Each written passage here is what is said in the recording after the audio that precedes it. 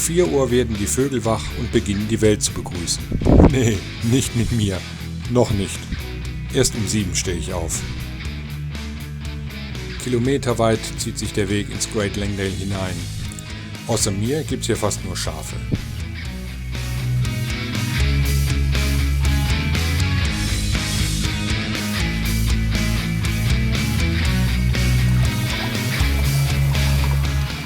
Nach oben hin wird es kälter. Der Wind zieht jetzt vom Tal hoch und irgendwann wird es Zeit für die Handschuhe. Breite Wege, unterbrochen von Blockfeldern, zeigen den Weg zum Scafell Pike. Man sieht den Gipfel allerdings erst eine halbe Stunde, bevor man ihn erreicht. Ein paar Mal geht es noch runter und wieder rauf, ein letzter steiler Anstieg, dann verflacht der Weg wieder und ich bin oben. Natürlich bin ich hier nicht allein. Viele Wege führen auf den höchsten Berg Englands, der vom Great Langdale aus ist allerdings der längste. Und so habe ich auch den längsten Abstieg vor mir. Aber nach insgesamt 8 Stunden, 20 Kilometern Strecke und rund 1000 Höhenmetern bin ich um 16 Uhr wieder am Zeltplatz. Damit ist der zweite der 3 Summits abgehakt und ich falle so bald wie möglich und ziemlich tot in den Schlafsack. Nach der gestrigen Wanderung schlafe ich heute trotz Fasanengeschreis lange. Heute geht es wieder aufs Rad und durch den wunderschönen Lake District nach Norden. Der Kaffee in Grasmere, direkt am See, weist mich darauf hin, dass ich mich in einer der teuersten Gegenden Großbritanniens befinde. Schönheit hat ihren Preis.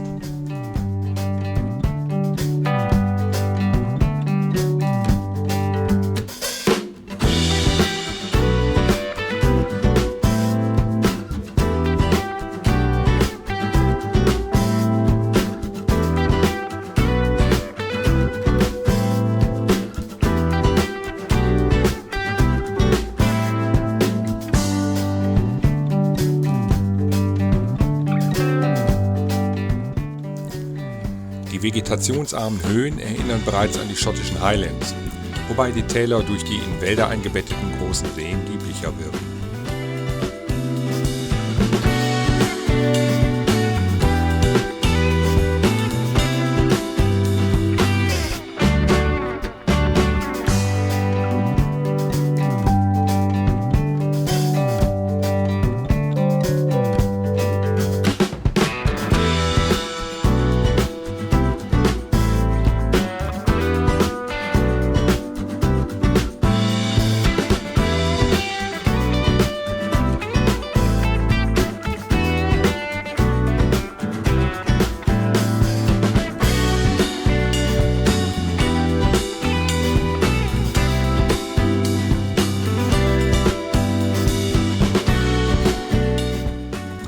Auch in den nördlichen Ausläufern des Lake District bleibt das Gelände noch wellig. Mein Track führt mich jetzt über wunderbar verkehrsarme Straßen, die landschaftlich total schön gelegen sind. Bin ich froh, dass ich nicht die weiter östlich verlaufende Standardstrecke entlang der M6 genommen habe. In Carlisle übernachte ich mal wieder in einem einfachen B&B.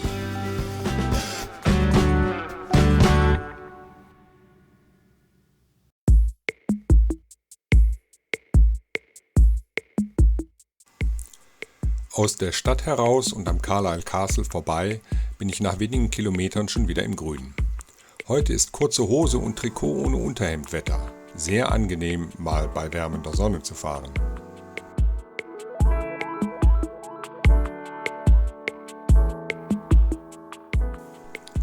Bei Gretna erreiche ich die schottische Landesgrenze.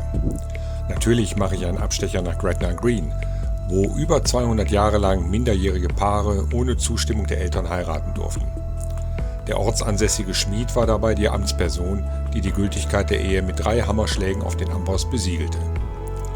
Heiraten kann man hier noch immer, nur nicht mehr wie damals in der Schmiede. Heute gibt es dafür 3 Trauzimmer, immerhin alle mit Amboss. Und natürlich vermarktet man hier Vergangenheit und Image, und das sehr erfolgreich. Es gibt hier zwar nichts, was es nicht auch in anderen Souvenirläden zu kaufen gäbe, aber hier hat natürlich alles das Branding Gretna Green. Hinter Gretna geht es kilometerweit nach Westen und gegen den Wind, bevor ich bei Powfoot ans Meer komme.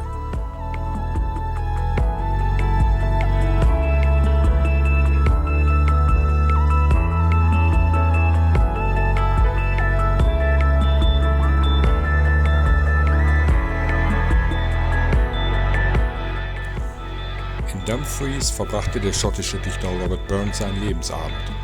Außerdem steht hier das Geburtshaus von Peter Pan. Zumindest nach Aussage von Maud Bray, dem National Center for Children's Literature and Storytelling, das sich dafür engagiert, Kindern auch eine Welt jenseits von Handy und Tablet nahezubringen. Eine schmale Straße führt mich nun wieder ins Umland mit seinen einzelnen Cottages, Kirchen, kahlen Höhenzügen, aber auch kleinen Wäldern mit Eichen, Buchen, Ginster und Ahorn.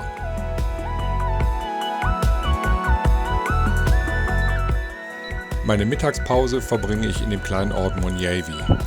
Der ebenfalls kleine Dorfplatz mit seinen Bänken und mein Trikot dienen als Kommunikationskatalysator. Während ich hier sitze, komme ich erst mit 2 Rennradfahrern ins Gespräch, dann spricht mich eine junge Frau mit einer Geige an, die hier auf eine Hochzeitsgesellschaft wartet. Aber nach wie vor scheine ich der einzige Reiseradler im weiten Umkreis zu sein. Nach einer langen Passauffahrt erfolgt eine ebenso lange Abfahrt über ausgedehnte Weideflächen. Bei Fotopausen merke ich, die Midges, diese kleinen Blutsauger, haben die Saison eröffnet. Immerhin scheint es sich nur um die Vorhut zu handeln. Die Hauptstreitkräfte formieren sich wohl noch.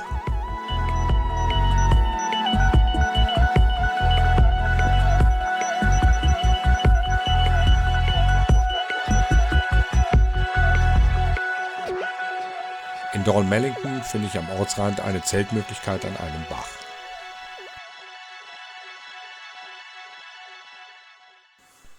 Der Morgen ist kalt, aber sonnig. Ich bin schon früh unterwegs. Um 18 Uhr fährt die letzte Fähre nach Arran und die möchte ich erreichen. Aber bis dahin sind es rund 80 Kilometer und knapp 1000 Höhenmeter. Und Gegenwind ist auch angesagt.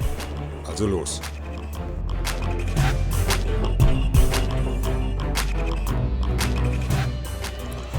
Hinter Mayboyle bin ich auf dem NCN 7. Etliche Kilometer geht es nun steil rauf und wieder steil runter. Auf jeder Anhöhe hoffe ich, dass das jetzt aber die letzte Steigung war. Und prompt kommt nach einer kurzen Abfahrt wieder die nächste Anhöhe.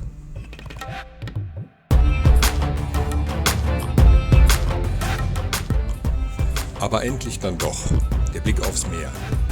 Und Arran weit entfernt im Dunst.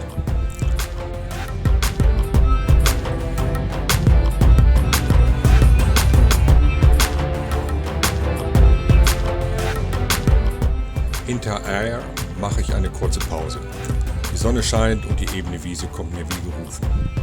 Erst beim Weiterfahren merke ich, dass ich am Rande eines Golfplatzes lag. Lag sich aber gut.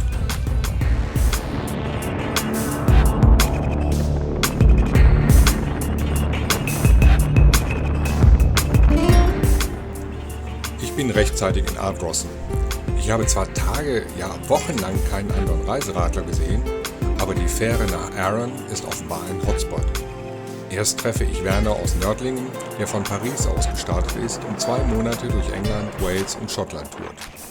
Dann gesellt sich ein Brite zu uns, der in Berlin wohnt und eine Woche in Schottland radelt. Und schließlich ist dann noch ein Engländer, von dem ich aber nichts weiter mitbekomme. Die Fähre landet in Brodick. Etwas oberhalb des Ortes gibt es in Glen Rosa eine wunderschön gelegene Zeltwiese, auf der wir diese Nacht bleiben.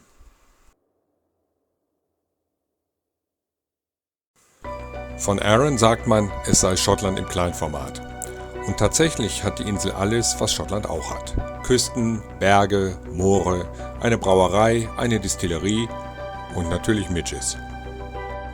Pedale um Pedale kurbel ich nun bei aufkommendem Wind, der die Viecher im Entfernen hält, The String hoch. Die Straße, die quer über die Insel an die Westküste führt.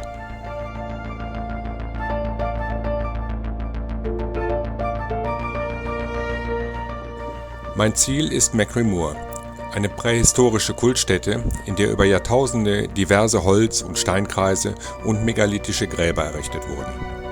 Der Einsatz, mit dem die damaligen Menschen trotz ihrer aus heutiger Sicht beschränkten technologischen Möglichkeiten diese Kultstätten errichteten, nötigt mir enormen Respekt ab. Und die Landschaft, in der sie das taten, trägt das ihre zu einer ganz eigenen Atmosphäre bei.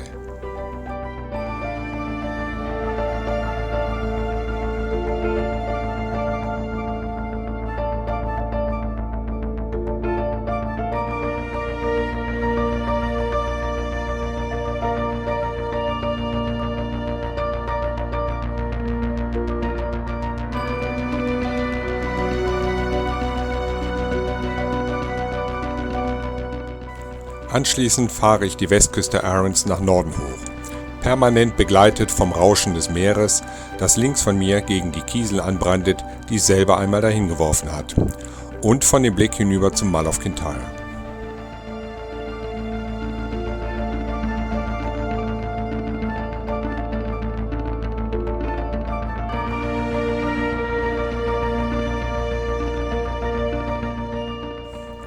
Loch Ranza begrüßt mich mit seiner verfallenen Burg. Mein Interesse gilt jetzt aber zunächst der Arran Distillery, deren Whiskys ich in einem Peat and Sweet Menü verkoste. Das Ergebnis ist leider enttäuschend. Viel Alkoholschärfe, wenig Geschmack. Sorry Leute, aber das können andere wesentlich besser. Dafür verwöhnt mich die Sonne mit einem stimmungsvollen Ende des Tages.